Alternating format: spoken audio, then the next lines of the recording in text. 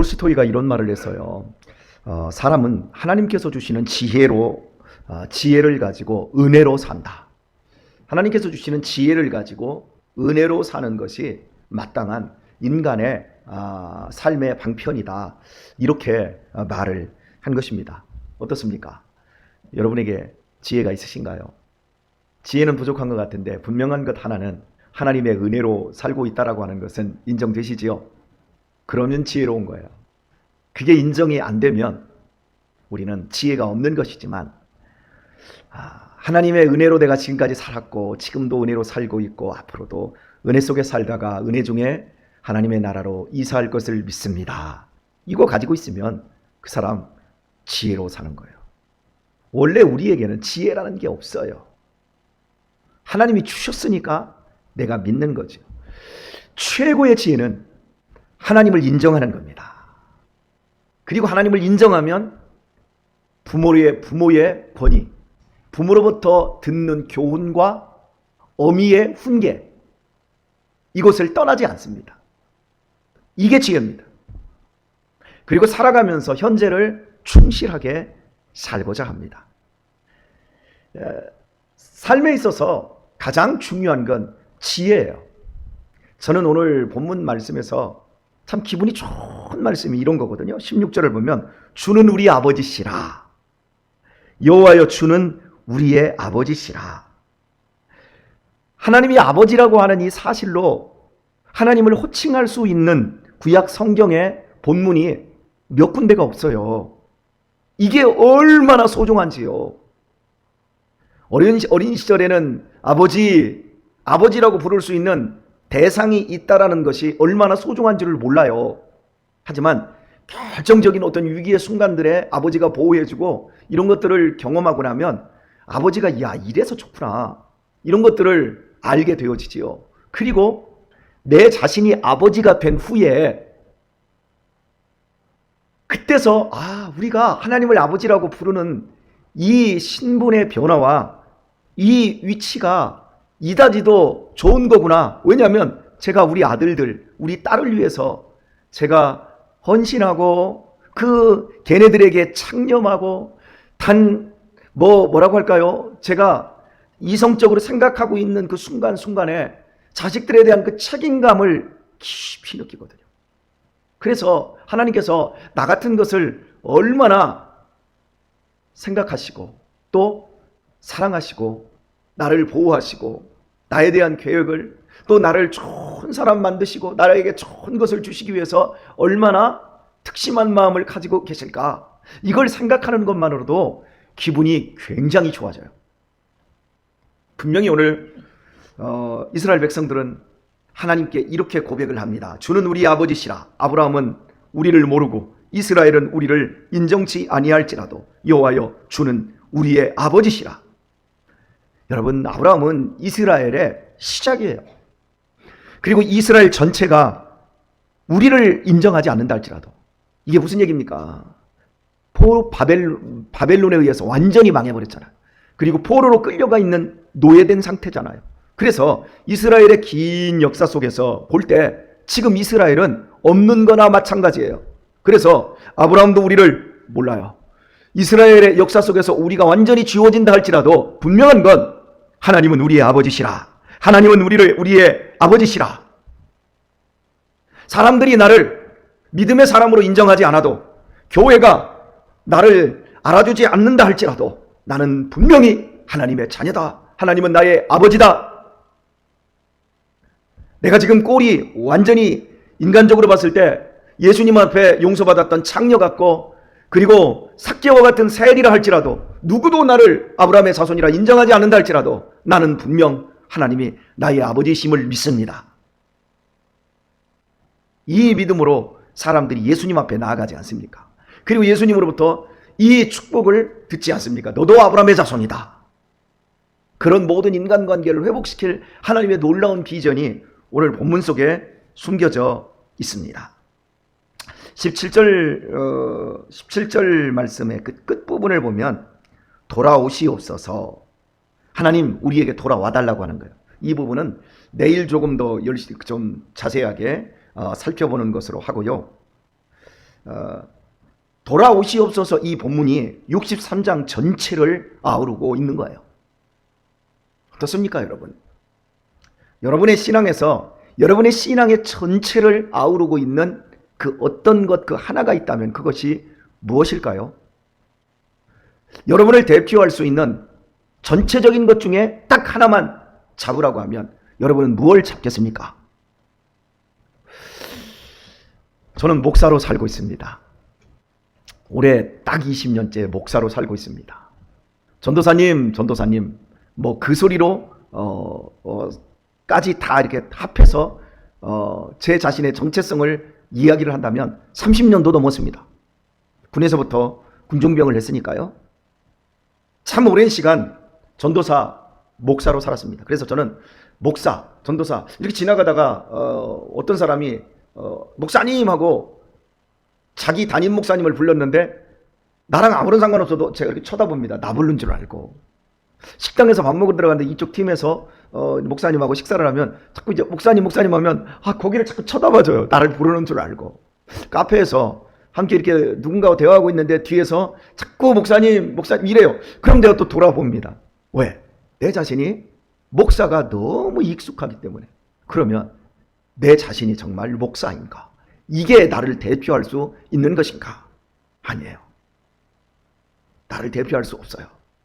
이건 하나의 연극이에요.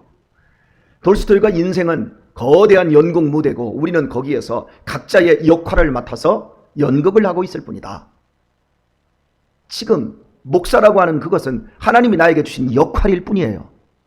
저는 지금 많은 성도들에게, 저를 아는 사람들에게 목사님 이 소리를 듣지만 가정에 들어가면 아버지, 제가 이 호칭으로 우리 4명의 자식들이 저를 부릅니다. 아버지, 아빠, 아버지 부릅니다. 또 많지는 않지만 저하고 가까이 지내는 분들 가운데는 동생, 저한테 동생 이렇게 저를 불러줍니다. 굉장히 친근감이 있어요. 근데 동생 불러주는 사람 가운데 밥 한 번 사지, 그런 사람들이 더 많은 것 같아요. 동생, 내가 밥 한 번 살게, 한번 와. 이런 사람들이 별로 없는 게, 내가 잘하고 있는지 못하고 있는지는 잘 몰라도 어쨌든 간 당신들이 깝깝할 때는 나를 찾지만 당신들이 좋을 때는 나를 별로 안 부르는 이런 경향, 이런 게 있어요. 동생. 근데 지금까지 저한테 형님 하고 부르는 사람들이 별로 없어요. 오빠 이렇게 부르는 사람, 그 제가 우리 아내한테 여보 나 당신은 오빠라고 해본 적 없지? 예, 오빠 해본 적 없어요. 저는 왜 막내였기 때문에. 그래서 오빠라고 한번 들어줬으면 좋겠다 해봐가지고 당신 나한테 오빠라고 한번 해봐 했더니 오빠라고 하니까 굉장히 이상하더라고요. 왜? 한 번을 그렇게 들어본 적이 없으니까. 근데 여러분과 동생을 둔 사람은 오빠 이런 것들이 굉장히 익숙하단 말이에요. 제가 목사, 여보, 우리 아내가 여보, 예, 굉장히 익숙해요. 그런데 나를 대표할 수 있는 게 뭘까? 가만히 생각해봐요. 사회적 위치에서, 인간적 관계에서 불려지는 그 모든 호칭들은 실은 내가 아니에요. 권혁철, 그것으로 나를 대표하고 있어요. 그죠? 하지만 권혁철이도 실제는 본질적인 대표가 아니에요. 그냥 우리가 이 세상에서 위치에서 주어져 있는 그 이름이지. 그러면 과연 나를 대표할 수 있는 게 뭘까? 그것은 하나님만이 나를 규정해 줄 수 있는 거예요. 하나님만이. 하나님이 보세요. 제가 이 다음에 하나님 앞에 불려갑니다. 그러면 권 목사 왔더냐? 이 세상의 역할이기 때문에 그 역할은 목사로 불리지 않아요. 우리 엄태경 장로님이 천국에 가도 엄장로 왔니? 하나님이 그렇게 그 직임을 부르지 않을 거예요. 그럼 뭘 부를까요? 부를 게 없어요. 혁철이 왔니? 그걸로도 부르지 않아요. 그럼 뭘로 부른가? 성경을 보세요, 여러분. 하나님께서 우리에게 아들의 영을 주셔요. 아들의 영. 당신이 아비의 영을 우리에게 주심으로 말미암아 우리로 하여금 아버지라 부를 수 있게 하시고, 우리에게 계속해서 주시는 말씀이 영접하는 자, 그 이름을 부르는 자들에게는 하나님의 자녀가 되는 권세를 주셨으니, 제가 자꾸 아들 얘기만 해서 너무 죄송한데, 아버지 얘기만 해서 굉장히 죄송하고, 형 이렇게 얘기하면서 너무 죄송한데, 여러분, 우리 김동래 권사님이 천국에 가면 하나님께서 제일 먼저 뭐라고 부르실 거냐면, 동네 왔니? 아, 내가 미안하다, 야. 동순이 왔냐? 이렇게 하지 않아요. 경순이 왔어? 이러지 않아요. 딸 왔어? 딸 왔어? 아들 왔어? 우리를 그렇게 부르세요. 이게 우리를 대표할 수 있는 거예요. 제가 우리 유신이랑 아이들이 요즘 꿈드림이나 청소년 센터에 가서 여러 가지 활동을 하고 가요. 우리 유민이도 혼자 가고 딱 이렇게 따라 애들 자립심을 키워주기 위해서 혼자 갔다 와. 막 유신이가 약 올리는 거 막 혼자 못 가지. 혼자 갔다 와. 형한테 약 올림 당하지 말고. 다 혼자 갔다 와. 그럼 제가 딱 들을 때 문을 딱 열고 아버지 다녀왔어요. 그러면 유민이 왔니? 그거보다도 아들 왔어? 필요 없어요. 너와 나 사이에는 이름이 필요 없어요. 그죠? 아들 왔어? 오늘 본문에서 최고의 표현이에요. 주는 우리 아버지시니라. 주는 우리의 아버지시라. 지금 여러분에게 하나님은 거룩하신 하나님, 존귀하신 하나님, 당신이 한번 하나님에 대한 정체성을 얘기 한번 해보세요. 예, 하나님은 거룩하신 하나님이십니다. 하나님은 삼위일체의 하나님이십니다. 하나님은 이스라엘의 하나님이십니다. 다른 많은 것들 신학적으로 교리적으로 많이 얘기할 수 있어도 여러분에게 있어서 하나님은 내 아버지십니다. 할렐루야. 이게 그냥 확 하고 내 가슴 속에 밀려 들어올 수 있어야 돼요. 잠자다가 아버지 오늘 밤에도 내가 꿈에서라도 하나님 아버지를 만나 뵙는 꿈을 꿨으면 좋겠습니다. 편안한 잠자리 허락해 주옵시고, 만약 제가 오늘 잠자리에서 깨어나지 못하고 천국에서 제가 이사 가야 된다면 하나님 천국에서 새아침 맞을 때 감격하며 아버지에게로 달려갈 수 있게 해주세요. 아버지, 여러분 기도 중에서 제일 짧지만 가장 감동적인 기도가 저는 제 개인적으로 아버지, 아이고 아버지, 여러분 이게 기도예요. 기도는 내가 원하는 메뉴를 하나님께 다 갖다 바치는 것이 아니라 아버지에게 집중하는 거예요. 아버지에게. 네. 아버지에게 집중할 때 우리 자신이 아버지의 뜻을 알게 되었어요. 이것만큼 우리를 감격하게 할 수 있는 것이 없어요. 예, 여호와를 경외하라. 또 여호와를 기뻐하라.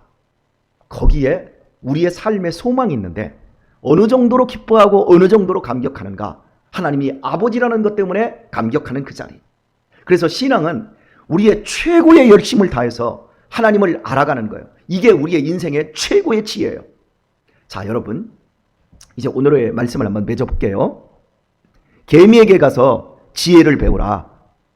하나님 이렇게 말해요. 왜 개미에게 가서 지혜를 배웁니까? 개미는요, 여왕개미와 병정개미, 일개미로 이렇게 나뉘어지는데, 여왕개미가 너 이 일해, 너 이거 지켜. 그렇게 명령하지 않아도 명령하는 개미가 없어요. 그런데 그 개미들은 자기의 일을 열심히 해요. 개미하면 제일 생각나는 거 부지런한 거잖아요. 그죠? 스스로 얼마나 부지런하게 일합니까? 막 그 땡볕에서 배짱이는 실컷 놀고 있는데 개미는 열심히 일해요. 그거 배우라는 거죠.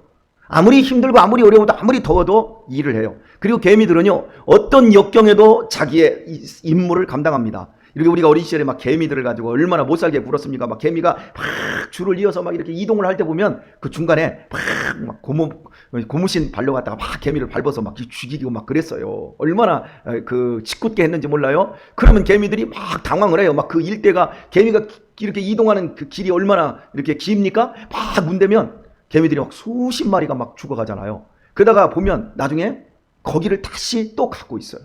막 거기다가 이제 죄송합니다. 오줌도 싸요. 오줌을 싸서 강을 만들면 개미들이 막 당황을 하고 막 이렇게 하잖아요. 그런데 그 강을 또 개미들이 또 넘어가요. 어떻게 해서라도 개미들은 자기가 가야 할 일을 해요. 우리는 좀 일을 시키면 어때요? 아이고 목사님 허리 아파 죽겠어요. 아이고 목사님 무릎 아파 죽겠어요. 그래요? 그런데 개미를 한번 보세요. 개미 허리라고 하죠. 허리가 있어요, 없어요? 그 작은 허리 가지고 다리가 어때요, 여러분? 굵어요? 아니요. 그 작은 그 발을 가지고 자기의 수십 배가 넘는 무게를 옮기고 허리도 안 아프다고 하는 그 개미 보세요. 우리가 개미에게서 엄청나게 배워야 돼요. 개미들은 일단 협동심이 너무너무 좋아요.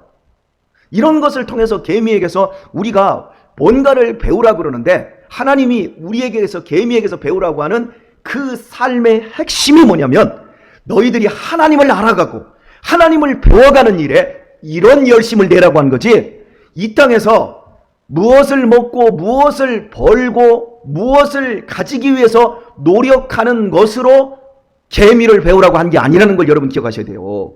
그런데 우리는 이 계미에게서 배우라고 그러니까 이미 학교에서, 어린 시절 학교에서 계미와 배짱이처럼 열심히 근면하게 일해서 잘 먹고 잘 사는 걸 이루는 계미가 되라, 이렇게 생각을 해요. 그러니까 기독교 신앙하고 완전히 틀린 거예요. 하나님이 우리에게 잠언에서, 계미에게서 배우라고 하는 건 하나님을 알아가는 그 열심에 있어서 하나님을 아버지로, 내가 하나님의 자녀된 그 존재, 하나님의 아들이 되고 딸이 된 그 존재적인 데까지 내려가서 그 안에서 하나님과 좋은 관계를 맺어질 때, 그때서야 우리가 이 땅에서 편안함과 기쁨과 여유와 참된 행복을 누릴 수 있다라고 하는 걸 말하고 있는 거예요. 자, 이제 그 계미에게서 배우라고 하는 그 부지런함이 실제로는 부지런함으로 이야기하지 않고 있다라고 하는 것, 그 부지런함의 대상이 하나님을 알아가는 것이라고 하는 걸 여러분에게 제가 증명해 드릴게요. 여러분, 이 세상에서 부지런한 사람과 게으른 사람이 나뉩니까? 안 나뉩니까? 부지런한 사람이 있고 게으른 사람이 있어요, 없어요? 있지요? 있지요? 이제부터는 있다고 하지 마세요. 부지런한 사람이 따로 있고 게으른 사람이 따로 있지 않아요. 모두 부지런해요. 게으른 사람은 제가 지금까지 살아오면서 단 한 사람도 못 봤어요. 여러분의 기준과 여러분의 관점이 게으른 사람을 만들었고 부지런한 사람을 만들었을 뿐이에요. 자, 예를 듭니다. 저 목사님은 정말 부지런하셔. 그런데 아이고, 저 사람은 너무너무 게을러.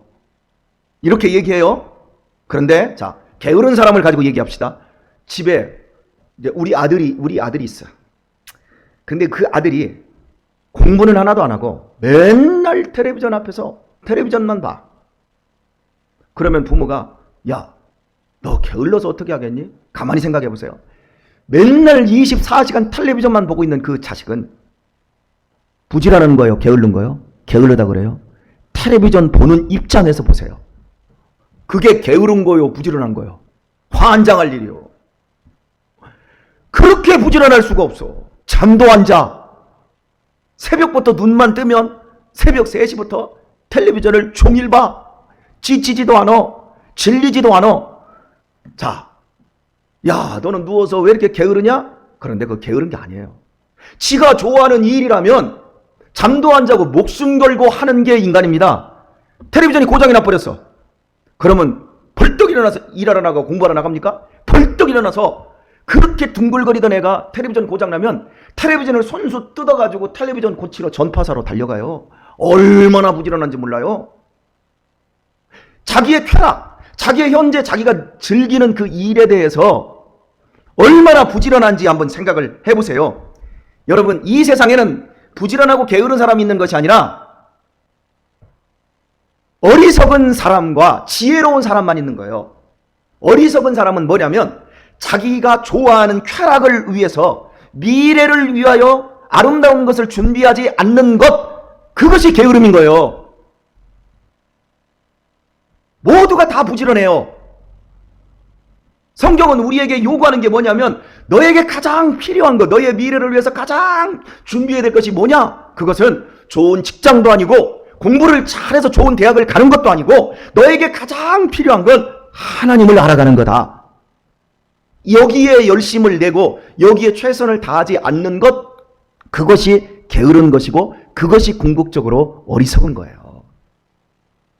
여러분, 부지런하다고 아침 일찍부터요 열심히 돈 벌러 나가고 저녁 늦게까지 야근하면서 열심히 돈 버는 사람을 하나님도 모르고 주일도 모르고 그렇게 살아가는 사람이 부지런하고 근면하다고요? 성경은 그런 사람들을 향해서, 이 어리석은 사람아, 너의 영혼을 오늘 밤 하나님이 걷어가면 그것이 누구 것이 되겠느냐? 평생을 부지런하게 살아가지고 하나님도 없이 하나님을 알아가지도 못하고 하나님을 아버지라 부르지도 못한 채 살아가다가 마지막 죽음의 날을 맞이해봐요. 그 사람처럼 게으른 사람이 없는 거예요. 이제부터 속지 마세요.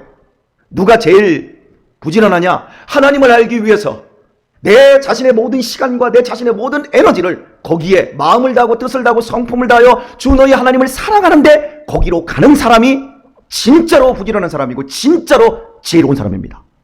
어리석은 사람과 그 지혜로운 사람만 있다라는 사실을 기억하시고 오늘 하나님 이 동네가 왔어요. 이 협철이가 왔어요.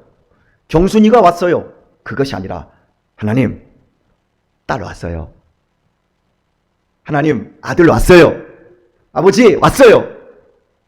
거기까지 여러분의 의식과 여러분의 삶이 나아갈 수 있기를. 그래서 하나님으로부터 지혜롭구나, 지혜롭구나, 내가 다 해줄게, 내가 다 지켜줄게, 내가 보호해줄게, 이런 아름다운 삶의 결실을 맺어갈 수 있기를 예수님의 이름으로 축원합니다.